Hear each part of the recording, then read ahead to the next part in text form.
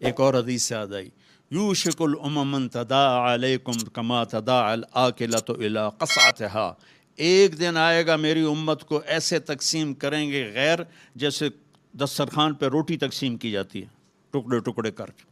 تو صحابہ نے پوچھا اب من قلت نحن یومئذ یا رسول اللہ، یا رسول اللہ کیا ہم اس دن تھوڑے ہوں گے؟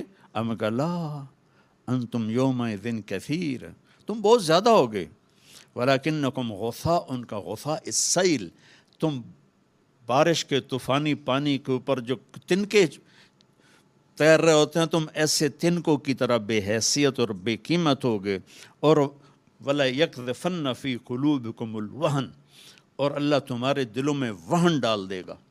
تو صحابہ نے پوچھا یا رسول اللہ وہن کیا ہے؟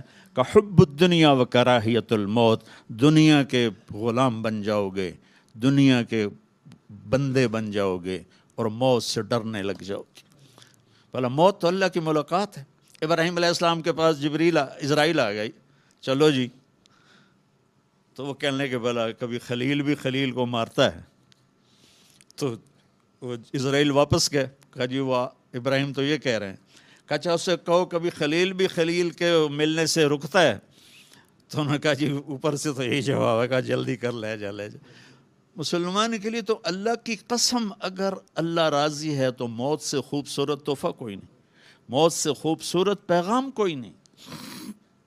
اگر اللہ ناراض ہے پھر تباہی ہے۔ عمر بن عبدالعزیز اس تخت پہ بیٹھے جس پہ بنو امیہ کے ظالم حکمران بیٹھے تھے، عبد الملک بن مروان، پھر ولید بن عبد الملک، پھر سلیمان بن عبد الملک، اور چوتھے عمر بن عبدالعزیز۔ عبد الملک ان کے سگے چچا تھے، عمر بن عبدالعزیز اور عبد الملک بھائی تھے، مروان کے بیٹے تھے۔ تو عمر بن عبدالعزیز نے 2.25 سال حکومت کی، اور 3 بر اعظم میں زکوٰۃ لینے والا کوئی نہ بچا۔ 3 بر اعظم پہ حکومت تھی، جنوبی فرانس سے لے کر شمالی افریقہ تک اور ملتان تک اس بندے کا جھنڈا لہراتا تھا، اور 3 بر اعظم میں زکوٰۃ لینے والا کوئی نہ بچا، کہ پہلے خزانہ اپنا سمجھ کے لوٹتے رہے، اور انہوں نے خزانے کو امانت سمجھ کے استعمال کیا۔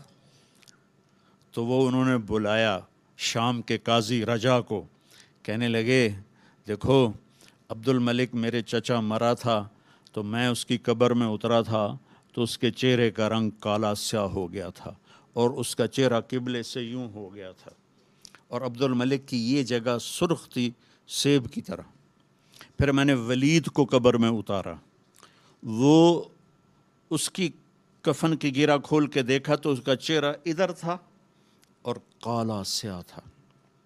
پھر میں نے سلیمان کو قبر میں اتارا تو اس کے چہرے کو دیکھا تو کالا سیاہ تھا اور قبلے سے ہٹا ہوا تھا، بلکہ سلیمان کی ڈیڈ باڈی جب قبر کے قریب گئی، ہم قبر میں اتارنے کے لیے کوئی رومال لاتا ہے، کوئی ادھر ادھر حرکت کرتے ہیں تو اس کی باڈی ایسے ایسے ہلنے لگی، تو اس کے بچوں نے کہا ہمارا ابا زندہ ہے۔ عمر بن عبدالعزیز نے فرمایا زندہ نہیں، قبر کا عذاب شروع ہو چکا ہے۔ اور یہ ان تینوں کا جرم کیا تھا؟ ظالم تھے، بددیانت تھے، قومی خزانے کو ذاتی ملک بنا لیا تھا۔ یہ کیا سمجھتے ہیں حکمران کہ یہ مزے کریں گے؟ ان سب کے ہاتھ ایسے بندھے ہوں گے قیامت کے دن۔ یہ جتنے جج صاحبان ہیں یہ کیا سمجھتے ہیں کہ ہمیں بڑی اعلیٰ پوسٹ ملی ہوئی ہے؟ ان کے قیامت کے دن ہاتھ یہاں بندھے ہوئے ہوں گے۔ پھر اللہ پوچھے گا بتا تجھے جو حکمران بنایا تھا تو نے کیا کیا میرے بندوں کے ساتھ؟ اگر وہ جواب دے سکا تو اس کے ہاتھ چھوڑ دیے جائیں گے، ورنہ انہی بندے ہاتھوں کے ساتھ جہنم میں گر جائے گا۔ اور قاضی سے اللہ پوچھے گا ہاں کیا فیصلے کیے تھے، کتنے ظلم کے فیصلے کیے تھے، کتنے عدل کے فیصلے کیے تھے۔ اگر وہ عدل کے فیصلوں میں کامیاب ہو گیا تو ہاتھ چھوڑ دیے جائیں گے اور جنت میں چلا جائے گا۔ اگر ظلم کے فیصلے کرتا مر گیا تو انہی بندے ہاتھوں کے ساتھ آگ میں چلا جائے گا۔ بھائیو آخرت بھی ہے، بھائیو صرف دنیا نہیں ہے، آخرت بھی ہے۔ ٹک ہرس و ہوس کو چھوڑ میاں مت دیس بدیس پھرے مارا قزاق اجل کا لوٹے ہے دن رات بجا کر نکارا کیا بدیا بھینسا بیل شتر کیا گونی پلہ سر بارا کیا گیہوں چاول موٹ مٹر کیا آگ دھواں اور انگارا سب ٹھاٹھ پڑا رہ جائے گا جب لاد چلے گا بنجارا۔ یہ تو رہنے کی دنیا نہیں ہے۔ الدنیا ثلاثۃ ایام، میرے نبی فرماتے تھے میں پاؤں اٹھاتا ہوں تو رکھنے کی امید نہیں ہوتی، سانس اندر لے جاتا ہوں تو باہر نکالنے کی امید نہیں ہوتی۔ تو بھائیو اللہ کے واسطے اپنی آخرت کا سودا نہ کرو، دنیا کا سودا کرنا پڑے تو کر دو۔ کیوں حسین ذبح ہو گئے 72 سمیت، 16 اہل بیت اور باقی جان نثار، کیوں اتنا قیمتی خون ذبح ہو گیا؟ کہ ایک طرف دنیا تھی ایک طرف آخرت تھی، انہوں نے آخرت کو گلے لگایا، نیزوں پہ سر چڑھ گئے۔ عاشق کا جنازہ ہے ذرا دھوم سے نکلے، محبوب کی گلیوں سے ذرا گھوم کے نکلے، چڑھ گئے نیزوں پر۔ اور یزید نے دنیا بنا لی، آج تک لعنت پڑ رہی ہے۔ تو بھائیو میں ساری قوم کو ہاتھ جوڑ کے کہتا ہوں، ہم مل کے اب توبہ کریں اور ہم ایک ایمان، اس کے بعد نماز کوئی نہ چھوڑے، نماز کی پابندی کریں۔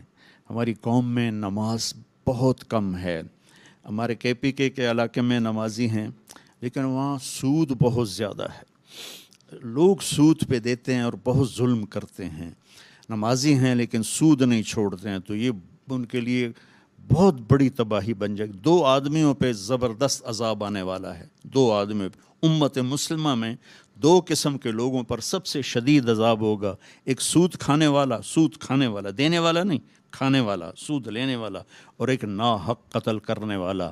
ان دونوں کے لیے سب سے خوفناک عذاب ہے جہنم کا، اہل ایمان میں سے۔ زانی شرابی کے لیے وہ عذاب نہیں ہے جو سود کھانے والے اور قتل کرنے والے کے لیے ہے۔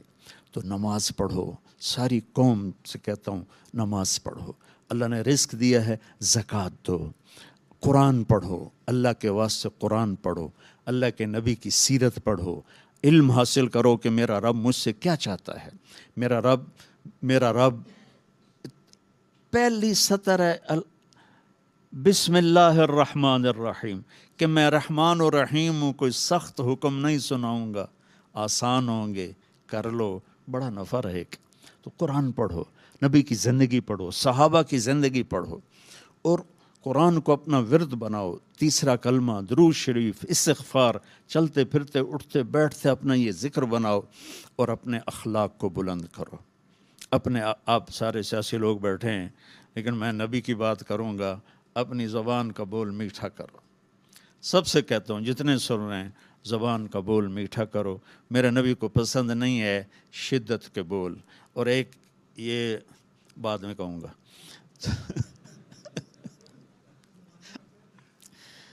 تو اپنی زبان کے بول میٹھے کر۔ میرے نبی سے پوچھا کہ یا رسول اللہ سب سے زیادہ جنت میں کیا چیز لے جائے گی؟ تو آپ نے فرمایا اچھے اخلاق اور تقوی۔